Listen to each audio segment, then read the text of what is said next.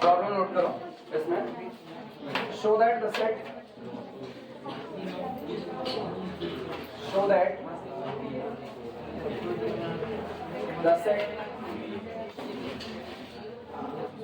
show that the set capital S is equal to collection of three vectors 1 0 0 comma 1 1 0 comma 1 1 1 is a basis of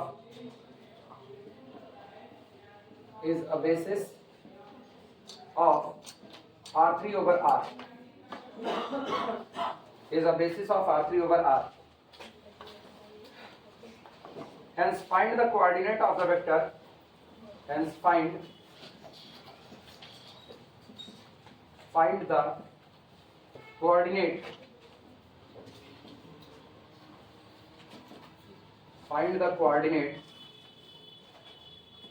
of the vector. Finds the coordinate of the vector A comma B comma C with respect to the above basis. With respect to the above basis. The above basis.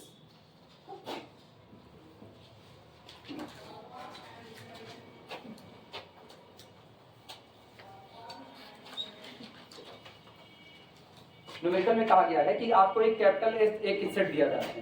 Capital S is the collection of three element 1 0 0 1 1 1 1 1 sorry 1 1 0 1 1 1। जाहिर सी बात है ये सब triplet के form में है और triplet के हिस्से की जितनी भी चीजें आ रही है वो कहां से आएंगी? R3 ओवर R से। फील्ड आपकी रियल नंबर की है। पहली बात तो ये साबित करना है कि ये सेट R3 ओवर R के लिए बेसिस का काम करेगा। दूसरी बात, अगर ये बेसिस का काम करता है तो आपको एक जनरल एलिमेंट दे दिया है ए बी सी और आप ए बी सी का कोऑर्डिनेट बताइए इस बेसिस के रिस्पेक्ट में। यही अंतर होता है स्टैंडर्ड और नॉन स्टैंडर्ड का। अगर ये स्टैंडर्ड बेसिस होता ना और इसका कोऑर्डिनेट पूछता हम कहते ए बी सी, क्योंकि मुझको पता है ए बी सी यही एज अ कोफिशिएंट इस्तेमाल होंगे। लेकिन आज मुझको पता करना है जब आप ए बी सी को इनके लीनियर कॉम्बिनेशन में लिखोगे तो आप किन कोफिशिएंट का इस्तेमाल करोगे, तब आपको ये चेक करना है। सबसे पहले इसको देखते हैं बेसिस है कि नहीं। याद करो एक थ्योरम करवाए हुए थे, थ्योरम का एक रिमार्क लिखा थे कि अगर आपको किसी n डायमेंशनल के वेक्टर स्पेस के लिए कोई n dimensional vector space capital V है और आपको इसके n वेक्टर का कलेक्शन दे दिया जाए और कहा जाए कि वो collection alpha 1 alpha 2 so on alpha n इसके लिए बेसिस होगा या नहीं होगा, तो बेसिस बनने की दो कंडीशन होती है। पहला, सेट को क्या होना पड़ेगा Li, और दूसरा क्या करना पड़ेगा स्पैन। लेकिन अगर आपकी डायमेंशन n है और आपको एग्जैक्टली वहीं से n वेक्टर दिए गए हैं तो आप केवल और केवल एक बात चेक कर लीजिए बस, क्या Li है या नहीं। अगर Li है तो स्पैन करेगा और सामने वाले ने कह दिया स्पैन कर रहा है तो पक्का क्या होगा Li। मतलब मुझको केवल एक चीज दिखानी पड़ती, चाहे Li चाहे स्पैन, और तो कुछ नहीं। आज की तारीख में हम केवल Li चेक करने बस केवल। ये लोग अगर Li हैं तो बोलो R3 ओवर R की डायमेंशन कितनी होती है? 3। और कितने वेक्टर दिए गए हैं? 3 वेक्टर दिए गए हैं। तो इसका मतलब अगर ये Li हो गए तो बेसिस का काम कर जाएंगे। चलो चेक करते हैं Li है कि नहीं। सॉल्यूशन, सॉल्यूशन में हेडिंग है कैपिटल S इज Li और नॉट। कैपिटल S Li है या नहीं, हम लोग इसी को चेक करने चल रहे हैं। लिखना लेट, अच्छा एक और चीज, ये ए बी सी आपको दिया गया है तो आप कोफिशिएंट ए बी सी लेकर के मत चलना, ठीक है। कोफिशिएंट हम लोग चलो लैम्डा 1 लैम्डा 2 लैम्डा 3 ले लेते हैं। Let lambda 1 lambda 2 lambda 3 belong to the field R such that इस तरीके से हैं कि लैम्डा 1 इंटू पहला वेक्टर 1 0 0 प्लस लैम्डा 2 इंटू दूसरा वेक्टर 1 1 0 प्लस लैम्डा 3 इंटू 1 1 1 और अपने को बनाना क्या है 0 0 0। अगर बनाने का केवल एक तरीका हुआ मतलब ये लोग Li, और तरीके एक से ज्यादा हुए तो ये लोग कैसे हैं LD हो गए। और Li का तरीका एक होने का मतलब आपको कैसा सॉल्यूशन मिले, ओनली ट्रिवियल सॉल्यूशन मिले। और ओनली ट्रिवियल सॉल्यूशन मिलने का मतलब है कि जितने कोफिशिएंट आपने लगाए सबकी वैल्यू क्या आ जाए 0, इसके अलावा और कुछ भी ना है। तो हम लोग चेक करते हैं लैम्डा 1, लैम्डा 2, लैम्डा 3 की वैल्यू कितनी है। मैट्रिक्स में अभी नहीं जाएंगे क्योंकि ये बिना मैट्रिक्स के आसानी से लग जाएगा। गौर करना, अगर हम इसको देखें तो क्या लिखा गया, लैम्डा 1 ठीक प्लस इधर lambda 1 plus lambda 2 plus lambda 3, lambda 1 plus lambda 2 plus lambda, पहला हिस्सा कॉमा, 0 लैम्डा 1 मतलब खत्म, lambda 2 plus lambda 3, lambda 2 plus lambda 3 comma, तीसरा देखा 0 0 लैम्डा 3 और बराबर कितना है 0 0 0। कंपेयर करा ले, अगर हम कंपेयर करें तो लैम्डा 3 बराबर 0, लैम्डा 2 प्लस लैम्डा 3 बराबर 0 और इसका सम बराबर 0, यानी कि दिस इंप्लाइज दैट मुझको मिलता है lambda 1 plus lambda 2 plus lambda 3। पहले वाले को कंपेयर कराया 0, ये पूरा पहला वाला हिस्सा बराबर कर दिया इसके और ये पूरा दूसरा वाला हिस्सा बराबर किया इनके और तीसरा इनके, यानी lambda 2 plus lambda 3 also is equal to 0 और लैम्डा 3 बराबर 0। अब ये बताओ अगर लैम्डा 3 0 है ऊपर रखो, लैम्डा 2 कितना और ये दोनों 0 तो लैम्डा 1 कितना 0, यानी कि मुझको फाइनली मिला दिस इंप्लाइज दैट लैम्डा 1 बराबर लैम्डा 2 बराबर लैम्डा 3 बराबर कितना 0। ओनली ट्रिवियल सॉल्यूशन, इसका मतलब this implies that capital S must be. और अगर कैपिटल S Li है तो एक बात तय है, this implies that capital S is a basis for R3 over R। ये R3 ओवर R के लिए बेसिस का काम करेगा क्योंकि मुझको स्पैन चेक करने की कोई जरूरत नहीं है। अब पहले पूरा लिख डालो, बाद में कोऑर्डिनेट निकाल देंगे।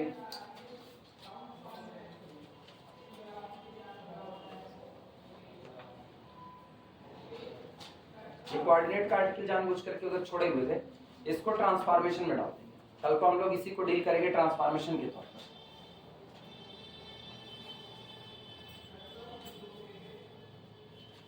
पूरा लिख लो तब आगे चलते हैं।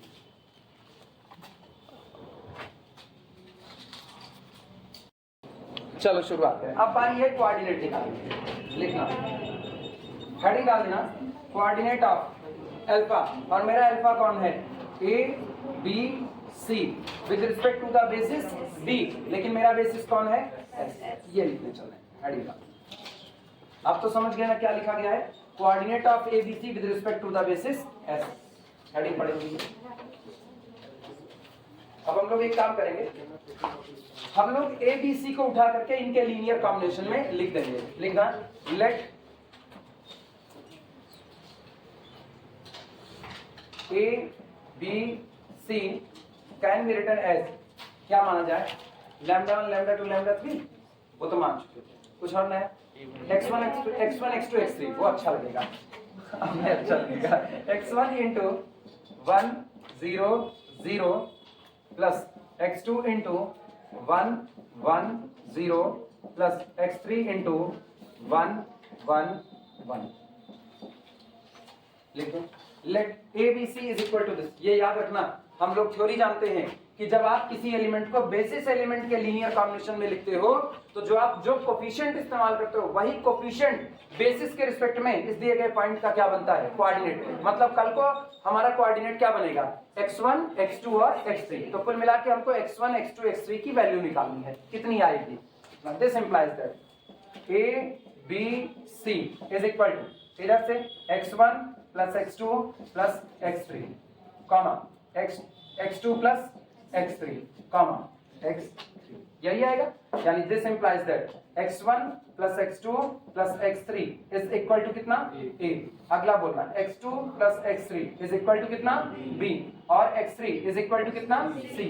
अगर x3 बराबर C है तो यूज करो, this implies that x2 is equal to b minus c, और this implies that यहाँ पर इस्तेमाल करना, सोचो b minus c और plus c कितना, x1 is equal to a minus b plus c, सही। तो ये x3 is equal to c, नया कोऑर्डिनेट मिल चुका है। नया कोऑर्डिनेट कौन सा चेक कर लेना, सही है कि गलत, कौन सा a minus b, बस c नहीं होगा ना, चेक कर लेते हैं हम भी। हाँ भरोसा क्या ही करें, x1 प्लस x2 की वैल्यू कितनी है b माइनस सी और प्लस x3 की वैल्यू कितनी है c is equal to a, ये कैंसिल a माइनस देयरफॉर इसलिए coordinate of a b c with respect to the basis s is equal to नया कोऑर्डिनेट देखना, x1 x2 x3, x1 x2 x3 and this is equal to, ये होगा a minus B comma b minus C comma C. Answer कह सकते हो ना, ये एक जनरल फार्मूला बन गया है। अब अगर आपको R3 में ये बेसिस दिया जाता है तो इस बेसिस के रिस्पेक्ट में आप किसी भी पॉइंट का कोऑर्डिनेट इसी फार्मूले से बता सकते हो। इतना नोट कर लो तो हम इसको पर्टिकुलर करके दिखाते हैं।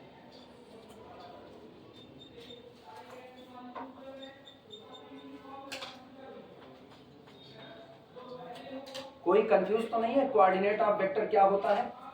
वो नए फ्रेम ऑफ रेफरेंस के रिस्पेक्ट में उस वेक्टर का नया नाम होता है, the new identity of given vector. Math को ना बोझल के तौर पर मत लो कि एकदम बोझ पड़ा हुआ है, नहीं, बहुत सिंपल सा है इसका क्राइटेरिया। जब तक आप एक फ्रेम ऑफ रेफरेंस में हो आपका एक नाम है, दूसरी जगह चले गए आपका दूसरा नाम हो गया, तीसरी जगह गए आपका तीसरा नाम हुआ। ये भी हो सकता है नई व्यवस्था में भी आप अपना नाम चेंज ना करो, तो ऐसे भी पॉइंट हो सकते हैं जो अपना कोऑर्डिनेट नहीं बदलेंगे, व्यवस्था कुछ भी हो। जीरो वेक्टर अपना नाम नहीं बदलता, उसका हमेशा है, जो कल भी निठल्ला था वो आज भी निठल्ला है, वो कल भी निठल्ला रहेगा, खत्म है उसका मामला। जीरो वेक्टर ही है, वो हमेशा वहीं पर बरकरार रहेगा, उसका कोऑर्डिनेट हर बार 0 0 0 ही चढ़ेगा, भले वो कल को ओरिजिन ना रह जाए। सोचो गजब की बात है, भले वो कल को ओरिजिन ना रह जाए, लेकिन हर बार उसके साथ बिहेव यही होगा, उसका कोऑर्डिनेट कितना चलेगा, 0 0 0 चल जाएगा। सेम कंडीशन यहां पर आ रही है। आपको एक जनरल वेक्टर दे दिया गया ABC, और ABC किसके रिस्पेक्ट में कोऑर्डिनेट है? स्टैंडर्ड नहीं, ABC किसके रिस्पेक्ट में कोऑर्डिनेट है? Standard basis 1 0 0 0 1 0 0 0 1। फिर उन्होंने क्या किया ना, इन्होंने कहा अब हम बेसिस चेंज कर रहे हैं, अब जब भी मेरा एलिमेंट लिखा जाएगा 1 0 0 0 1 0 0 0 1 के कॉम्बिनेशन में नहीं लिखा जाएगा। मतलब समझना इस बात का, ये हम हटा दें इधर का पूरा, ये हो गया सबका।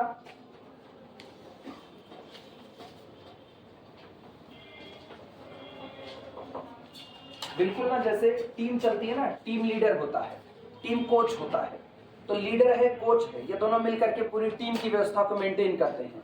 ठीक, आप टीम में खाली कोच को बदल दो और आप कैप्टन को वही रखो। आपने कोच बदल दिया ना, कोच बदल दिया तो अब जो पुराना वाला कोच था वो जिस खिलाड़ी को फेवर कर रहा है, नया वाला भी उसको फेवर करेगा, इसकी तो गारंटी नहीं है। For example Virat Kohli and Ravi Shastri, बंटा ढार तो कर हुआ ना, ठीक है, जैसा भी था उनका अपना था, उनका अपना माइंडसेट है। एग्जाम्पल के तौर पर आप गांगुली को ले लो, किसी को खिलवाना चाहते हैं, किसी को बैठाना चाहते हैं। आप रोहित को ले लो, जिनको विराट पसंद करेगा उनको हो सकता है रोहित ना करे, हो सकता है कर भी जाए। तो ये तो मतलब वो क्या कर रहा है, वो आइडेंटिटी बदल रहे हैं, धीमे धीमे वो आइडेंटिटी बदल रहे हैं, वो लोग बेसिस का काम कर रहे हैं। समझोगे भाई ना, इसीलिए इसको उठा रहे हैं। काहे दिन भर वही कुचुर कुचुर टीवी लेके IPL है तो झोंके रहोगे, इधर भागो। हाँ एग्जाम्पल तो नहीं, सिलाई कढ़ाई का एग्जाम्पल नहीं, सिलाई कढ़ाई का एग्जाम्पल उठाएंगे ना, इतना घिसा चुका है। एक्चुअली है क्या ना, ये माइंडसेट तैयार कर देता है, माइंडसेट ये तैयार कर देता ना, आप बाउंड हो गए सिलाई कढ़ाई चौका बर्तन। और हम नहीं चाहते हैं नारी शक्ति सिलाई कढ़ाई और चौका बर्तन में बंधी रहे, हम तो नहीं चाहते। कौन सा नहीं आता है? बटन वटन लगा देती हो, वो भी नहीं लगा पाती हो, तब कोई दिक्कत नहीं। अगर बिल्कुल नहीं आता ना तो फिर कोई चीज आए तो ढंग से आए, नहीं तो ना आए। हमको भी बटन लगाना नहीं आता, हम तो फेविक्विक लगा चिपका देंगे। ये कुछ क्या है, क्या कौन सा गोपी बहू होती कितनी है? अब ना हो तभी अच्छा, नहीं घर में लैपटॉप सत्यानाश हो जाएगा, ना हो तो ही अच्छा। X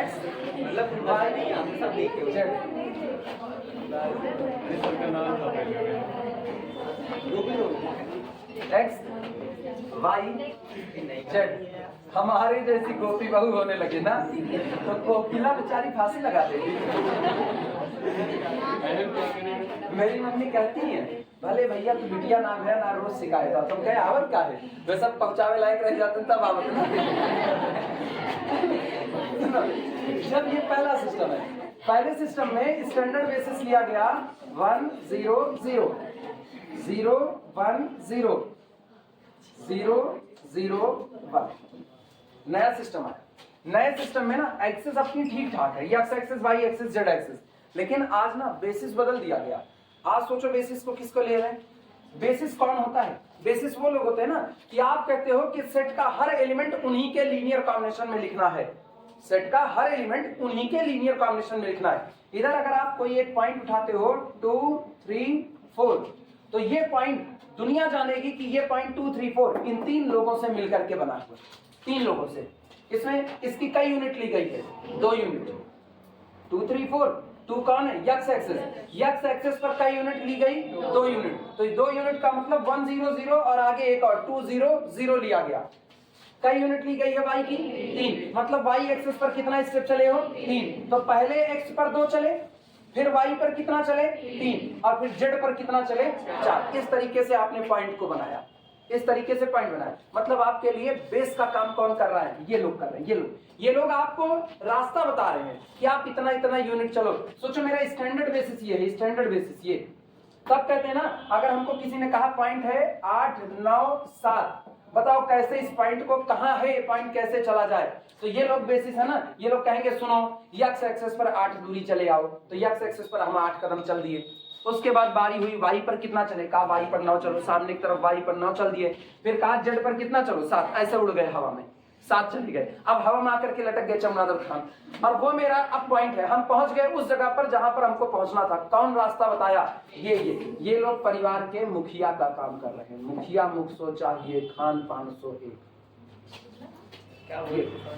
ये लोग मुखिया का काम कर रहे हैं कि ये लोग आपको रास्ता बता रहे हैं, भैया ऐसा ऐसा ऐसा ऐसा करो, आप पहुंच जाओगे।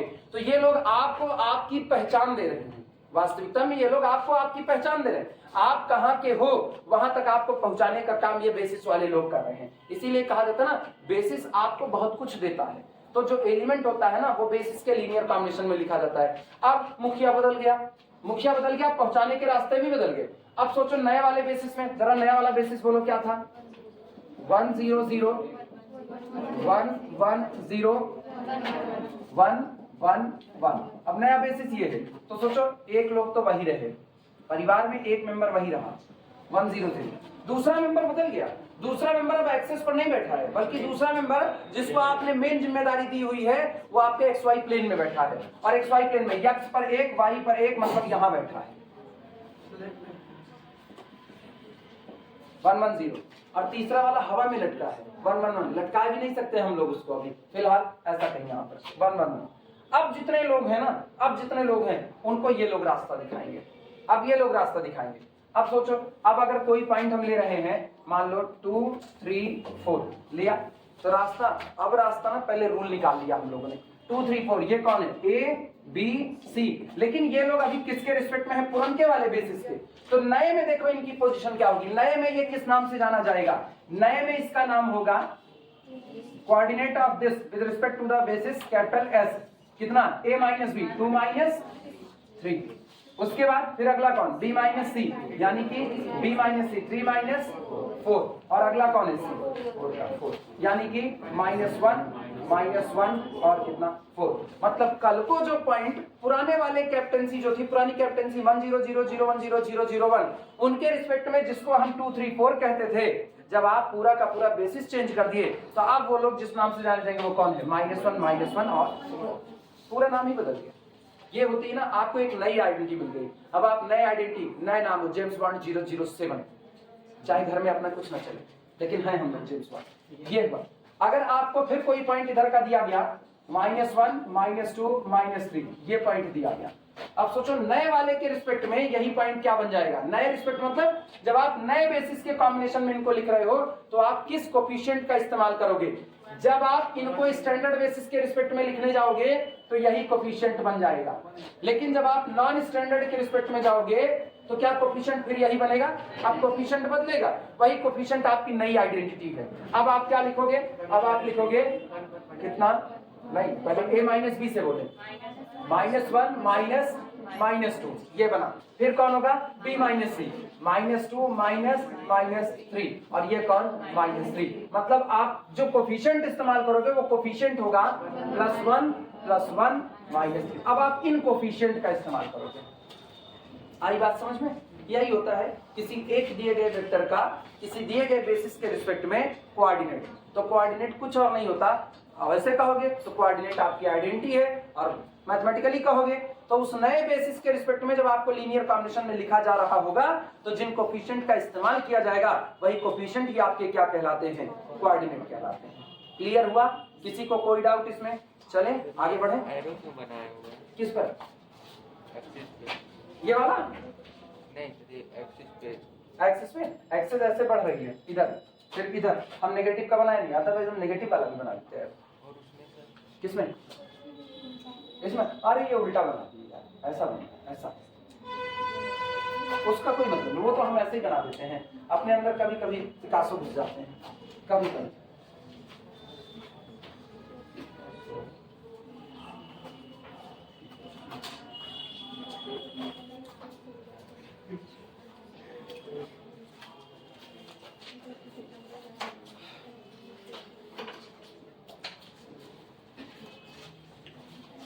प्रॉब्लम लिखना फिर से, एक न्यूमेरिकल से कुछ होता नहीं है। Problem, let capital B is equal to alpha 1, alpha 2, alpha 3 be an ordered basis,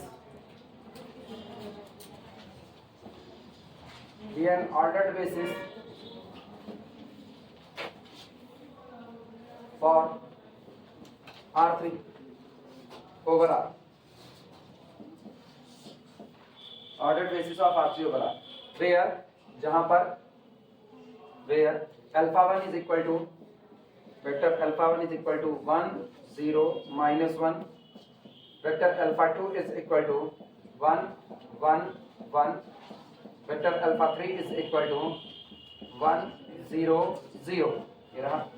Obtain the coordinate of the vector, obtain the coordinate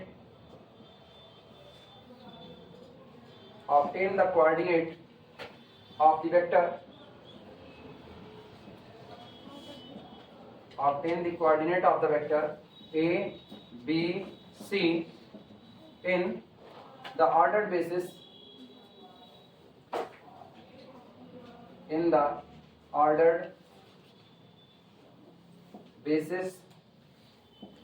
capital B। 3 लिखे हैं, विद रिस्पेक्ट टू लिखो, ज्यादा अच्छा लगता है अपने को, छोड़ता है जो भी ठीक है। फिर वही बात है, फार्मूला ही निकाल रहे हैं। पुराना स्टैंडर्ड बेसिस क्या होता है R3 ओवर R का? 1 0 0 0 1 0 0 0 1। नया बेसिस खुद ही कह रहा है, बेसिस है खुद ही कह रहा है, नया बेसिस है 1 0 -1 1 1 1 1 0 0। अभी पता है, अभी हम तुमको ना उथल पुथल मचा करके दिखाते हैं। उथल पुथल में कोऑर्डिनेट बदल जाता है। ऑर्डर्ड बेसिस है ना, तो ऐसे ही रखोगे, पहला एलिमेंट, दूसरा एलिमेंट, तीसरा एलिमेंट, क्योंकि कोऑर्डिनेट भी तो प्लेसेस से डिजाइन होते हैं।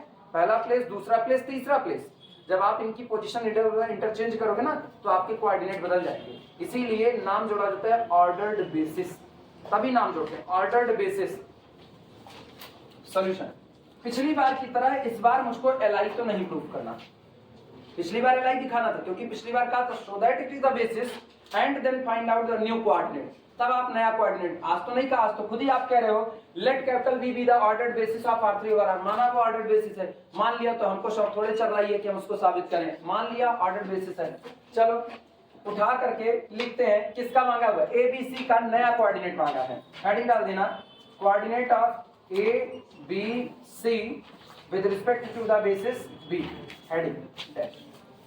और चलो लीनियर कॉम्बिनेशन में लिखते हैं, लेट माना ABC is equal to x1 into alpha 1 plus x2 into alpha 2 plus x3 into alpha 3.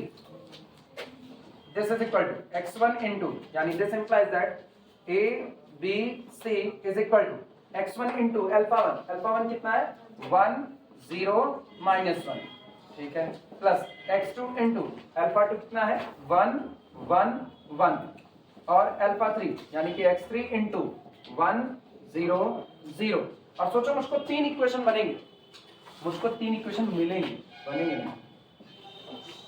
पहला x1, अब की सीधे इक्वेशन बना दे, बुरा तो नहीं मानोगे। x1 plus x2 plus x3 is equal to a, x1 plus x2 plus x3 is equal to a। फिर सुनना, इसका कोई वजूद नहीं, x2 कोई, x2 is equal to b। अगले प्रांत minus x1 plus x2 minus x1 plus x2 is equal to c। Solve करके हमको जरा x1 x2 x3 की वैल्यू बताओ,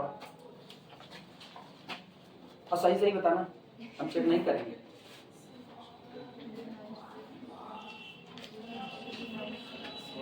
सॉल्व करो जल्दी जल्दी। गाँव में ऐसे कहते हैं ना, हाली हाली के हाली हाली जल्दी जल्दी बताओ, हाथ चलाए। जब वो होता है क्या, कद्दू वद्दू कट रहा होता है या आटा आटा गुथा रहा होता है, परम भोज कितना आ रहा है? रुको x1 बराबर b माइनस सी, और x2 बराबर b, और x3 बराबर कितना a minus 2b plus c। भैया चेक कर लो सब लोग, हम नहीं जानते, पूछो हम चेक करें। सही है। अब इतने लोग करें तो मान लिया सही है ना, मरेंगे तो सब इकट्ठे मरेंगे। सही है सर। x2 बराबर b है, तो x1 बराबर इधर लेकिन b माइनस सी होगा, वो ठीक है। हाँ दो सही है तो तीसरा का सही ऐसा टेस्ट ज्यादा अच्छा होता है, दो सही तीसरा का सही। नया कोऑर्डिनेट मुझको मिल चुका है DF4। हाँ DF4 हमारी नई पहचान ABC with respect to the basis B is equal to x1 x2 और कितना x3, यानी this is equal to x1 मेरे पास कितना है b माइनस सी, x2 कितना है b, और ये हो गया a माइनस 2b प्लस सी।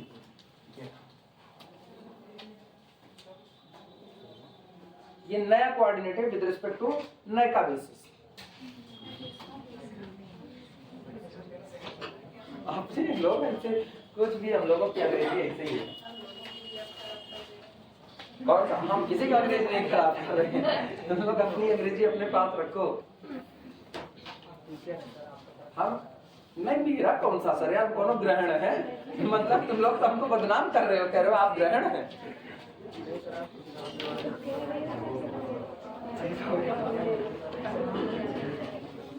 अच्छा तुम लोग बहुत ये है, मतलब मुझसे पढ़ करके तुम लोगों की चालाकी धीमे धीमे आ रही है। अगर हम ग्रहण है तो तुम लोग सूरज हो कि तुमको ग्रहण हम लग रहे हैं। इतना तेज दिमाग सूरज वाला, आग लग जाए ऐसे दिमाग को लग ही चुकी है। ये होती है सॉलिड बन चुकी, हटा जाए।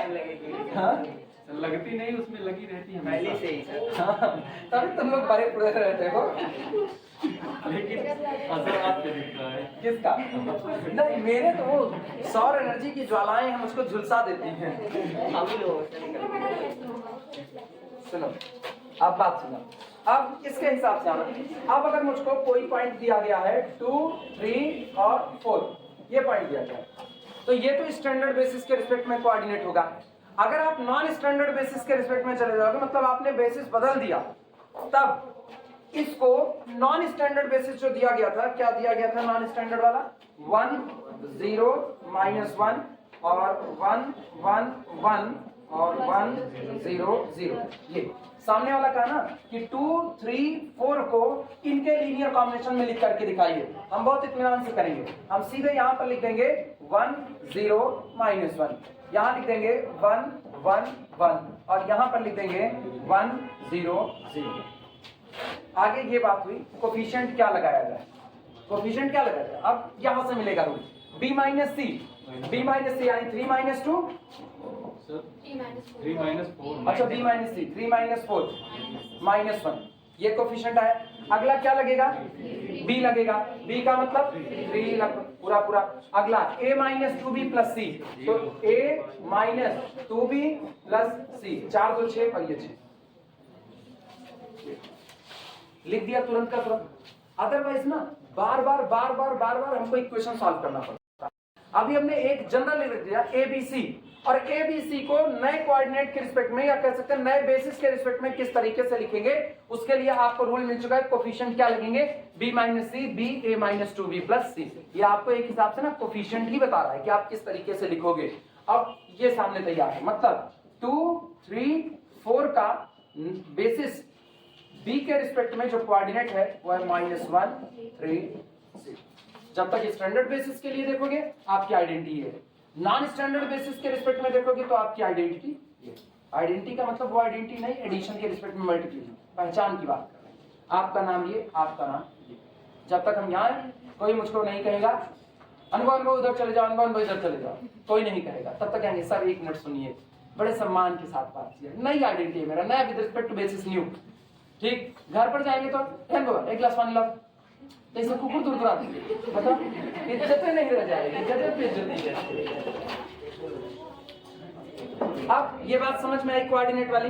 मेरे ख्याल से कोऑर्डिनेट में किसी को अब दिक्कत नहीं होनी चाहिए, कोऑर्डिनेट कैसे निकाला जाता है। अब कोई भी नॉन स्टैंडर्ड बेसिस दे दे उसके रिस्पेक्ट में कोऑर्डिनेट निकल जाएगा, निकल जाएगा। करके देखते हैं बिल्कुल। और इसमें न्यूमेरिकल देखें कोई सही सलाम। Find the coordinate vector of 3 5 -2 relative to the basis given in 2। हां लिखो, न्यूमेरिकल बोल रहे हैं, लिखो और लगा करके बताओ तुरंत।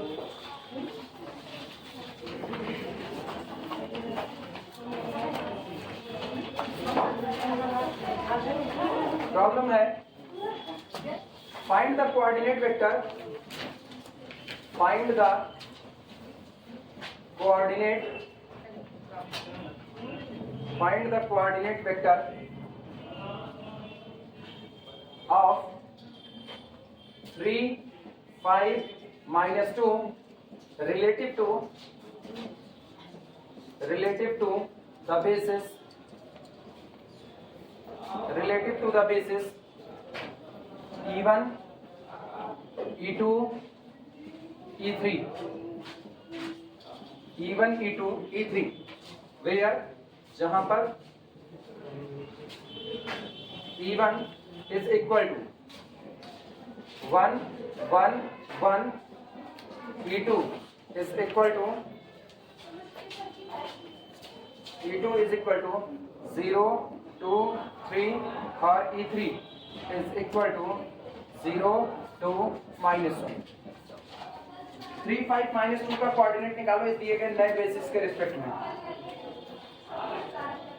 निकालो फटाफट निकालो।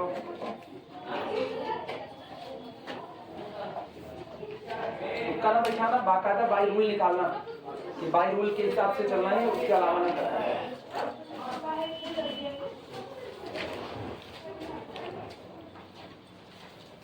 निकालो इसको।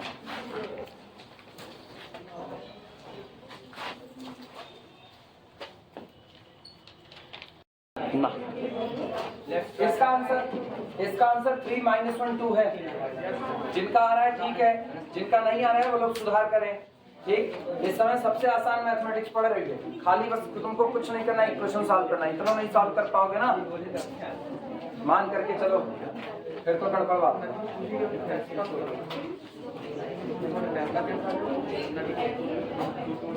अगला न्यूमेरिकल देखना, प्रॉब्लम नोट करो। प्रॉब्लम है let capital V be the vector space. Numerical लिखो, let capital V be the vector space, let capital V be the vector space of all polynomial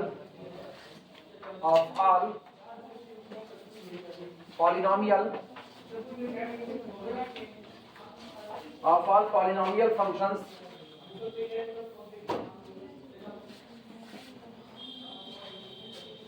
of degree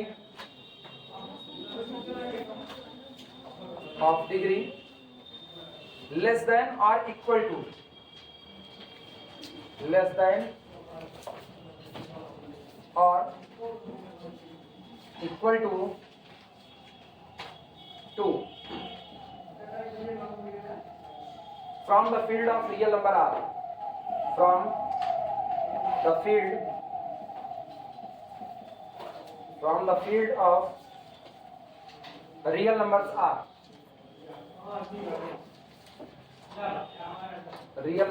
R,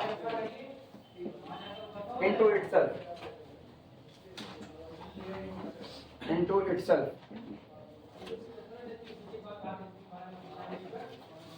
for a fixed t belong to R, for a fixed T belong to the capital R, let G1 of x is equal to 1, G2 of x is equal to x plus t, comma G3 of x is equal to x plus t का whole square. Prove that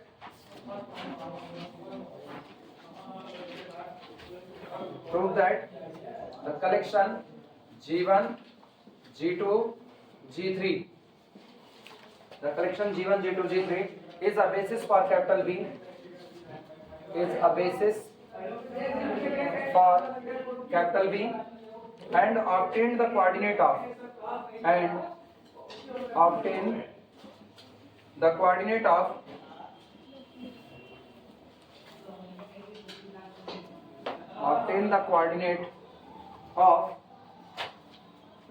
C0 plus C1x plus C2 x square in this ordered basis.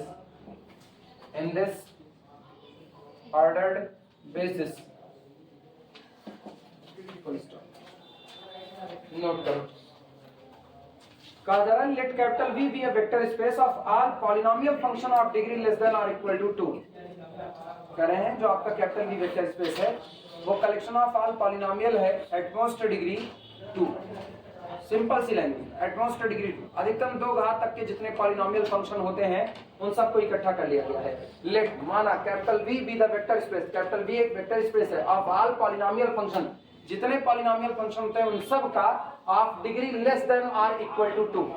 या तो उनकी degree 2 है या तो उनकी degree less than 2 है. इसका मतलब हम लोग दूसरी वर्डिंग में कहें तो degree at most 2, eight most degree 2 तक के पॉलिनोमियल को बटोरा है. From the field of real number capital R into itself, और ये सारे लोग किस फील्ड पर काम कर रहे हैं? रियल नंबर की फील्ड कैपिटल आर पर काम कर रहे हैं. Prove that.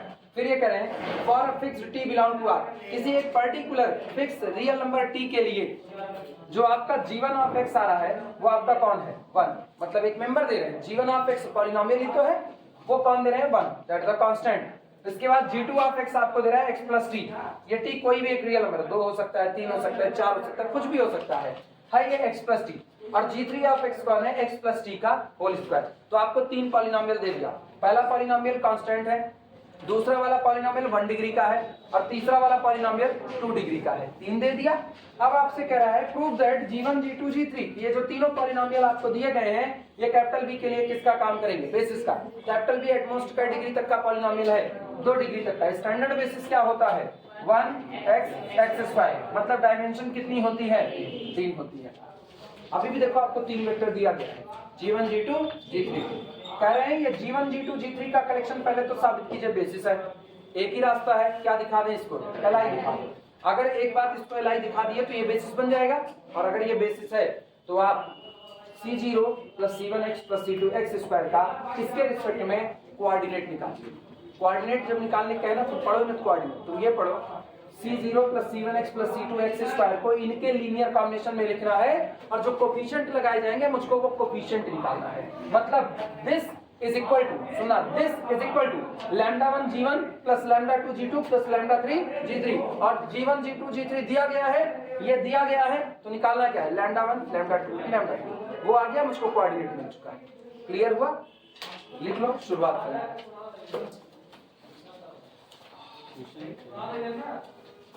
लैंग्वेज बड़ी भारी है. सिंपल सा कह सकते हैं collection of all polynomial eight most degree 2, P2 of R. काम खत्म हो जाता है. ठीक है, कम से कम पता तो नहीं हम P2 ओवर R करते रहे और तुम लोगों के एग्जाम में ये दिख जाए तो तुम लोग को अरे भाई रे का पूछ ले ये तो पढ़ाई नहीं कर रहा हो. पूछ जाए वही पता चले. हटाया जाए, हटाए इसको.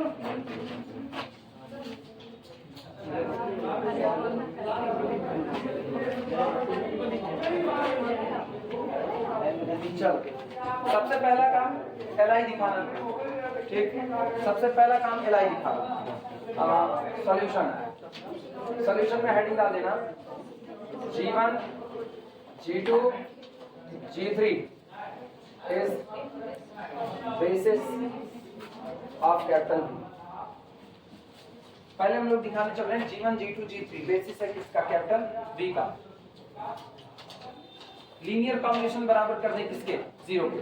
लेट माना यार G1 G2 G3 x के फॉर्म में दिया गया है ना, तो लैम्डा 1 लैम्डा 2 लैम्डा 3 माने, कोऑर्डिनेट में μ1 μ2 μ3 मान लेंगे। दिक्कत है ना, अगर हम x1 x2 x3 मानेंगे तो कई लोग कंफ्यूज हो जाएंगे, ये कोऑर्डिनेट वो कोऑर्डिनेट, उससे बचना। Let lambda 1 into G1 plus lambda 2 into G2 plus lambda 3 into G3 is equal to 0। हाँ, अब G1 क्या था हम देख लें पहले। G1 था मेरे पास 1 था, तो this implies that lambda 1 into 1 plus lambda 2, G2 मेरे पास कितना था x प्लस t था, तो x प्लस t और प्लस लैम्डा 3 इंटू G3 कितना है x प्लस t का इज इक्वल टू। अच्छा फिर सुनना, फिलहाल के लिए इसको जीरो वेक्टर ही रख रहे हैं, बाद में उसको जिंदा करेंगे। एक्चुअली हम पॉलिनोमियल में खेल रहे हैं, तो ये पॉलिनोमियल होगा, ठीक। दिस इंप्लाइज दैट लैम्डा 1 पहले ना कांस्टेंट फैक्टर जितने हैं उनको इकट्ठा करो। कांस्टेंट t कौन है, t तो एक रियल नंबर है ना, t तो रियल है तो वो भी कांस्टेंट है, तो इसका मतलब लैम्डा 1 और प्लस t लैम्डा 2, तो प्लस t लैम्डा 2 ये लिया। और फिर देखना यहाँ से a square plus b square plus 2ab यही होगा। तो कांस्टेंट फैक्टर कौन है t स्क्वायर, तो इसका मतलब प्लस लैम्डा 3t स्क्वायर ये रहा, प्लस और इंटू बाहर कितना इंटू 1 कर दिया पॉलिनोमियल की दुनिया के हिसाब से। अच्छा अगले पर आना, अगला हम x का फैक्टर निकाल रहे हैं, तो देखो x का फैक्टर यहाँ से लैम्डा 2x x बाहर, यहाँ से बोलो कितना 2t, तो प्लस 2t लैम्डा 3 और बाहर कितना x, और तो कहीं x होगा नहीं। अच्छा प्लस अब की बार एक काम करो ना, एक्स स्क्वायर का फैक्टर देखो यहीं से मिलेगा, lambda 3x square is equal to, आप उधर जिंदा करना, उधर होगा 0 into 1 plus 0 into X plus 0 into X square. अब जानते हो दो पॉलिनोमियल बराबर है तो करस्पॉन्डिंग कोफिशिएंट का कंपैरिजन कराया जा सकता है। सेम डिग्री वाले जो कोफिशिएंट है उनको कंपेयर करा लो, यानी कि दिस इंप्लाइज दैट मुझको इक्वेशन मिल रहा है lambda 1 plus t lambda 2 plus lambda 3 t square is equal to कितना 0।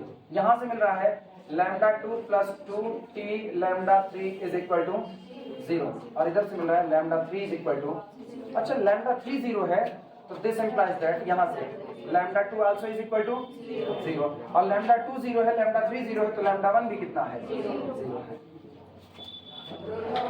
क्या आपको सारे के सारे कोफिशिएंट 0 मिल गए? इसका मतलब दिया गया सेट कैसा है Li। This implies that collection G1 G2 G3 is linearly इंड। वो चुनाव चल रहा है ना, वीडियो देख रहे हैं हम लोग, पक्का उस दिन कहना अल्लाह रहा होगा। G1 G2 G3 is Li, ये Li हो गया, और अगर Li है so it is a basis, for capital V। इसलिए दिए गए कैपिटल V के लिए किसका काम करेगा, बेसिस का काम करेगा। लिख लो, फिर कोऑर्डिनेट निकालना रह जाएगा मेरे लिए।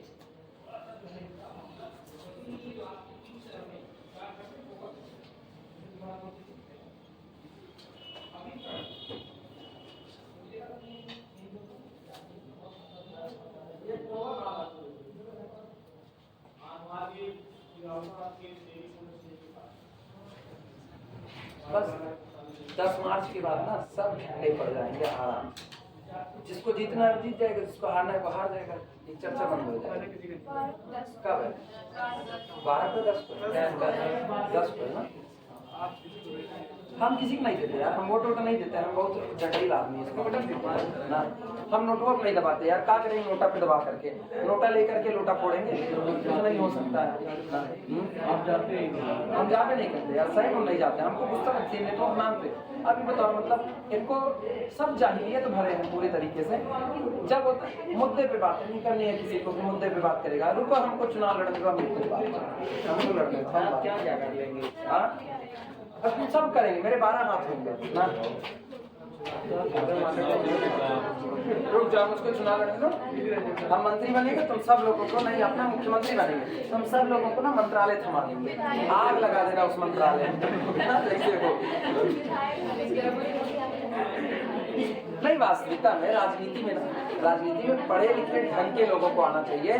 पता चलता है ना, जो पढ़ा लिखा ढंग का भी राजनीति में आता है वो बह जाता है, वो भी बह जाता है। इतने गंदौली चीज है राजनीति। हिंदुस्तान बर्बाद हो गया इसी राजनीतिक चक्कर में। हटाया जाए इसको, लिखो लिखो लिखो, हम तो रुके ही।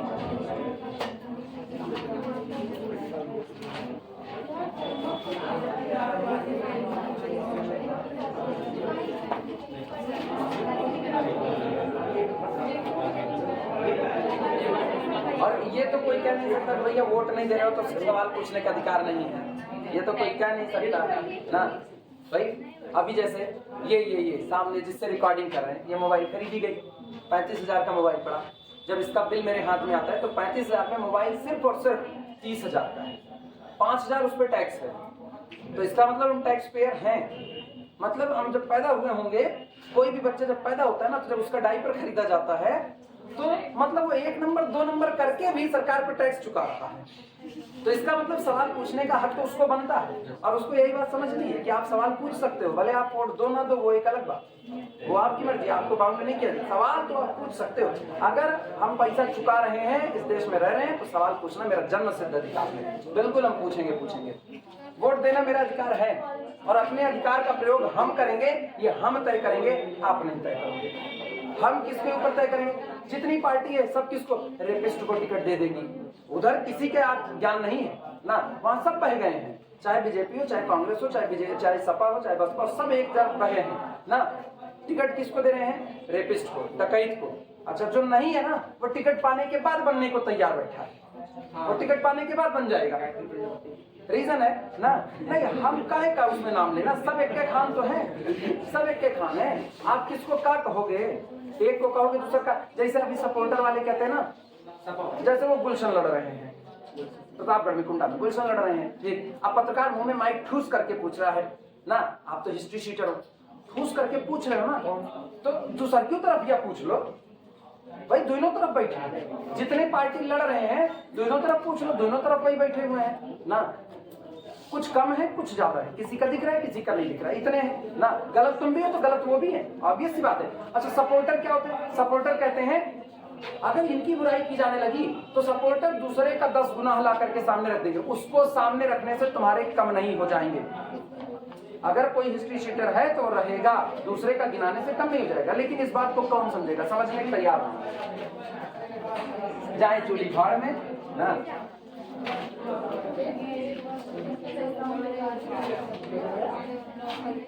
चलो सुनो, अब बारी आई कोऑर्डिनेट निकालने की। मेरे सामने जो सबसे बड़ा यक्ष प्रश्न है, कोऑर्डिनेट निकालने। किसका निकालना है? वो पॉइंट देखना, पॉइंट नहीं, वो पॉलिनोमियल होगा, C0 + C1x + C2x²। अब ऐसे हेडिंग डाल देना, heading the coordinate of C0 + C1x + C2x²। और किसके रिस्पेक्ट में? यार उसको कुछ नाम नहीं दिए ना, सेट को ऐसा लिखते हैं, ऐसा नाम नहीं दिए तो ऐसा लिखते हैं, with respect to the basis G1 G2 G3। Heading है तो पढ़नी है, with respect to G1 G2 G3। वैसे नाम दे देते ज्यादा अच्छा रहता है। हाँ, एस नाम दे दो, अगर देना चाहो एस नाम दे दो, तो यहाँ पर केवल और केवल एस लिख देना। अब हम नहीं दिए तो मैं ऐसा लिख रहे हैं, ठीक। चलिए लिखा था, लेट मान C0 + C1x + C2x² is equal to, देखो λ1 λ2 λ3 मान चुके, आपकी μ1 μ2 μ3 मान लेते हैं। तो μ1 इंटू कितना? G1 plus μ2 into G2 plus μ3 into G3। And this implies that C0 + C1x + C2x² is equal to μ1, भैया G1 कितना था? 1, G1 कितना था? 1, और प्लस μ2, ये x + t, x + t, और ये x + t का whole square, μ3 into x + t का whole square. This implies that C0 + C1x + C2x² is equal to, constant term बटोर रहे हैं, μ1 + t μ2 + उधर से 2t mu 3, sir x plus t का होल अच्छा सॉरी x प्लस t का होल स्क्वायर, ये रहा। देखो कांस्टेंट टर्म यही पहले भी आया होगा लैम्डा की टर्म में, कुछ बदलेगा नहीं, बस खाली इधर वाली चीजें जीरो थी तो वही हमको कोफिशिएंट बोल दो। प्लस ये कितना आया था x वाला फैक्टर म्यू 2, लैम्डा मत बोलो बहनी, म्यू 2 इधर से और इधर से प्लस 2 नहीं म्यू 3 होगा केवल कि 2 म्यू 3, 2t म्यू 3, तो ये वाला हम गलत लिख रहे हैं। ये वाला कौन सा था t स्क्वायर म्यू 2 और बस इतना ही। अच्छा रुको नहीं सर आप पूरी देख लीजिए अरे हम सुधार ले रहे हैं, रुक जा भैया, हम सुधार ले रहे हैं। हम उसके चक्कर में लिखने में पड़ के गलत कर दिए। म्यू 1 और कांस्टेंट ले रहे हैं प्लस म्यू 2 t और इधर से t square plus mu 3 t square, ये कांस्टेंट फैक्टर इनटू 1 प्लस इधर x का फैक्टर बाहर किया, x के फैक्टर से म्यू 2 और प्लस इधर से 2 म्यू 3 t, ये हो गया, और x स्क्वायर वाले हिस्से में म्यू 3 x स्क्वायर। अभी कंपैरिजन करा लेते हैं। मुझको म्यू 1 म्यू 2 म्यू 3 यही तीन चाहिए। This implies that mu 1 plus mu 2 t plus mu 3 t square, उस दिन बिलाल बनने का विचार मिलता इज इक्वल टू c0, ये होगा। अगले पर आते हैं mu 2 plus 2 mu 3 t is equal to c1। अगला mu 3 is equal to c2। उठा करके ना म्यू 3 की वैल्यू रख दो ऊपर वाले में। म्यू 3 कितना आया है, म्यू 3 कितना c2 आया है, तो c2 रखोगे बनेगा 2c2t, उधर लेकर के जाओ तो अपने को म्यू 2 मिलेगा। This implies that mu 2 is equal to c1 minus 2c2t, 2c2t ये मिलेगा। अगला सुनना, दिस इंप्लाइज दैट यहां से क्या मिलेगा, इनको पहले रख करके सॉल्व कर देते हैं। म्यू 1 प्लस म्यू 2 की वैल्यू ये आई हुई है, अच्छा t से मल्टीप्लाई होके आएगा तो c1t और माइनस 2c2t स्क्वायर, ये मिला t से मल्टीप्लाई का। और म्यू 3 कितना आया है c2t square plus c2t square, और पूरा बराबर कितना है c0 के, तो इसका मतलब mu 1 is equal to minus c0 minus c1t, और ये खपेंगे आपस में, प्लस c2t स्क्वायर, माइनस बचेगा उधर जाएगा तो प्लस c2t स्क्वायर। ये आपका म्यू 1 है भाई, ये सॉल्व करके लिख लो, यहीं पर लिख दे रहे हैं। Mu 1 is equal to c0 minus c1t plus c2t square, और म्यू 3 मेरे पास आया हुआ है c2। कोऑर्डिनेट मुझको मिल चुका है, आंसर चेक कर लें। c0 minus c1t plus c2t square, सही है, ठीक है। उसके बाद फिर कितना है c1 माइनस 2c2t, ठीक है, और ये c2, सही। Therefore coordinate of c0 plus c1x plus c2x square with respect to the basis s is equal to, लिख देना यहाँ पर mu 1 mu 2 mu 3, and this is equal to, यहाँ लिख दे रहे हैं, ये आएगा c0 minus c1t plus c2t square, comma mu 2 कितना आया था c1 माइनस 2c2t, और ये रहा c2 आंसर। ये होता है कोऑर्डिनेट निकालना।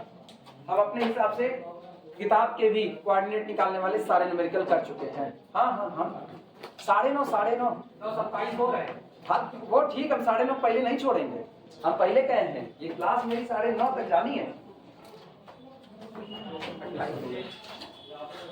छोड़ना अपने को यार, इसके बाद कुछ नहीं कर रहे।